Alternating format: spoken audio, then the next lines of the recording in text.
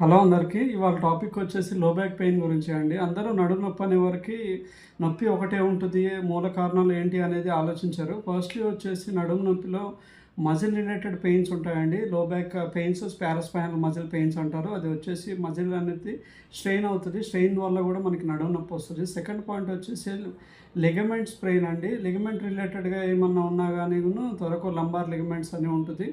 So, ఈ type of లిగమెంట్స్‌లో sprain అయినా కూడాను మనకి పెయిన్ అనేది నడుములోనే వ్యాపిస్తూ ఉంటుందండి.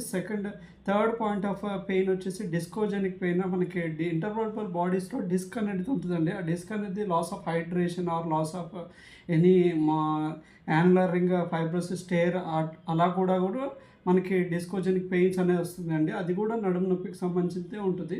అండ్ ఫోర్త్ పాయింట్ వచ్చేసి డిస్క్ బల్జ్, ప్రొట్రూజన్ ఇవన్నీ కూడాను డిస్క్ రిలేటెడ్ ప్రొట్రూజన్స్ కూడాను పెయిన్ లోవర్ బ్యాక్ రీజియన్లోనే వస్తుందండి. అండ్ ఫిఫ్త్ పాయింట్ వచ్చేసి ఫేసెడ్ జాయింట్ ఆర్థ్రోపతి. లైక్ మనకి స్పైనల్ వర్టిబ్రల్ బాడీ లంబార్ రీజియన్లో ప్రొటెక్ట్ చేసేది ఫేసెడ్ జాయింట్స్ అంటారు. ఫేసెడ్ జాయింట్స్ రిలేటెడ్ ఏమైనా ఇన్ఫ్లమేషన్ ఉన్నా కానీను లో బ్యాక్ రిలేటెడ్గానే ఎఫెక్ట్ అవుతుంది. అండ్ నెక్స్ట్ పాయింట్ వచ్చేసి ఫేసెడ్ జాయింట్ డీజనరేషన్ అంటారు. ఫేసెడ్ జాయింట్ డీజనరేషన్లో కూడాను మనకి లో బ్యాక్ పెయిన్ ఇలాగే వస్తుంది.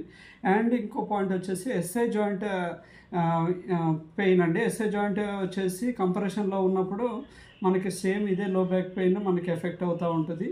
నెక్స్ట్ థీకల్ సాక్ కంప్రెషన్ అంటారు. థీకల్ సాక్ కంప్రెషన్ అంటే ఏంటి అంటే మనకి అరౌండ్ ద డిస్క్ థీకల్ సాక్ అనేది స్పైనల్ నర్వ్ రూట్ని ప్రెస్ చేస్తూ ఉంటుంది. దాన్ని థీకల్ సాక్ కంప్రెషన్ అంటారు.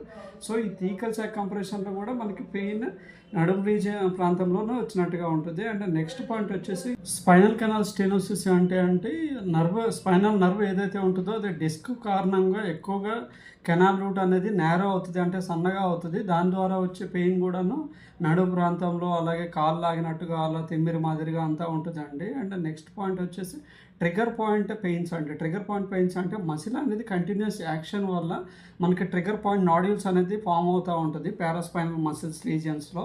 సో ఆ పెయిన్ కూడాను నడుము రీజియన్లో వచ్చినట్టుగా ఉంటుంది. అండ్ నెక్స్ట్ పాయింట్ వచ్చేసి కిడ్నీ రిలేటెడ్ ఇష్యూస్ ఉన్నా కూడా మనకి లో బ్యాక్ ఎఫెక్ట్ అయినట్టుగా అనిపిస్తుంటుంది.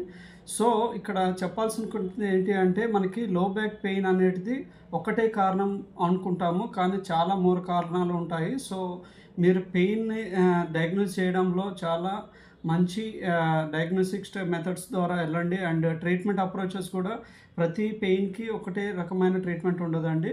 మనకి నర్వ్ రిలేటెడ్ కంప్రెషన్స్లో నర్వ్ రిలేటెడ్ ట్యాబ్లెట్స్ ఉంటుంది. అండ్ మనకి muscle related problems related tablets ఉంటాయి. అండ్ నెక్స్ట్ వచ్చేసి ఫేసెడ్ జాయింట్ కంప్రెషన్లో జాయింట్ రిలేటెడ్ ట్యాబ్లెట్స్ ఉంటాయి. అండ్ ఫిజియోథెరపీ రిలేటెడ్ టెక్నిక్స్ కూడా మనకి డిఫరెంట్ ఆస్పెక్ట్స్లో డిఫరెంట్ ట్రీటింగ్ మెథడ్స్ ఉంటాయి అండ్ టెక్నిక్స్ ఉంటాయి. సో ఏది కూడాను లో బ్యాక్ పెయిన్ ఒకటే ఉండదండి, చాలా రకాలుగా ఉంటుంది. సో ఏది అనేది మనం మూల కారణం ఫస్ట్ వెతుక్కున్న తర్వాత దాని యొక్క ట్రీట్మెంట్ అప్రోచ్ అనేది చాలా మంచిగా చేయించుకోవాలండి. ఓకేనా.